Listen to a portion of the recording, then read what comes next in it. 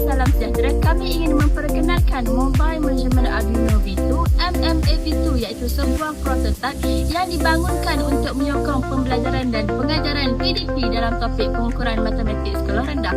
Produk ini merupakan peranti digital mudah alih yang menggunakan platform Arduino Uno dan sensor elektrik untuk mengukur jarak secara fizikal. Data ukuran ini akan memaparkan secara nyata melalui paparan LCD 20x4. Secara ringkasnya, produk ini akan menukarkan untuk mengukur jarak dari kaedah tradisional yang statik kepada kaedah hands-on yang lebih interaktif dan mesra pengguna. Jadi, apakah yang membezakan MMA versi kedua dengan alat ukur biasa? Ketiga utama kami terletak pada integrasi data masa nyata. Jika pembaris membolehkan bacaan secara statik, MMA versi kedua membolehkan pelajar melihat perubahan data di peranti mudah alih. Versi kedua ini merupakan penambahbaikan yang besar daripada versi asal, iaitu kami telah meningkatkan ketepatan sensor dan juga memperkenalkan penunjuk cahaya melalui cahaya LED, iaitu hijau untuk jarak yang jauh, kuning untuk sederhana dan merah untuk bahaya. Jadi, MMA versi kedua ini bukan lagi sekadar hanya alat pengukur, tapi ia merupakan satu platform untuk pelajar mempelajari peralat, anggaran dan juga analisis data secara autentik.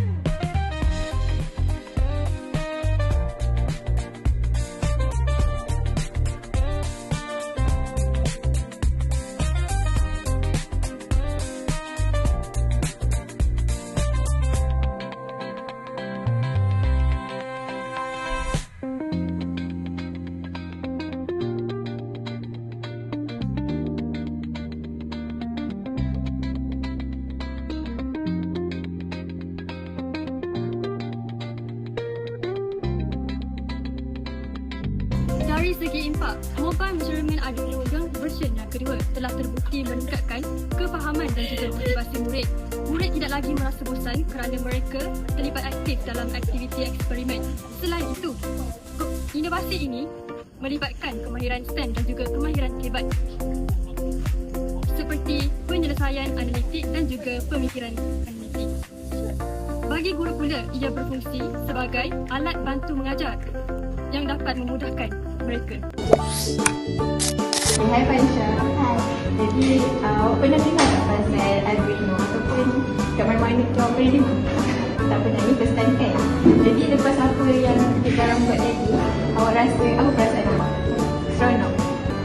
Sebab? Sebab boleh layan baru. Okay Basit, lepas awak guna Arduino ni, awak rasa matematik ni akan jadi lebih menarik ke ataupun sama je macam ni? Banyak-banyak yang awak boleh guna. Okay. Awak rasa waktu awak belajar Arduino tadi, apa yang awak rasa menarik?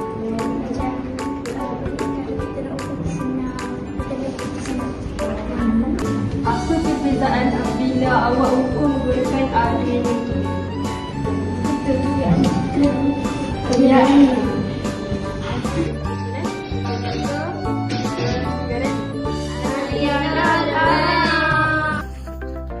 Akhir sekali, Mobile Measurement Arduino version 2 mempunyai potensi komersial yang sangat luas. Produk ini dibina dengan kos pembangunan yang berpatutan dengan menggunakan komponen yang mudah diperoleh seperti di aplikasi TikTok dan juga Shopee. Ini menjadikannya praktikal untuk dilaksanakan secara meluas.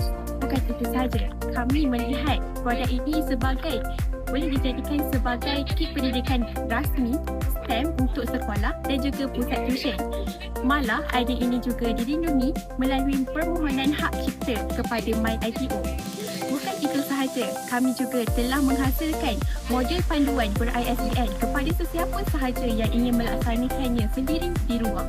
Secara keseluruhannya, produk ini bukan sahaja alat pendidikan semata-mata, tetapi ia boleh diaplikasikan secara dalam industri otomotif sebagai pengukuran jarak kenderaan.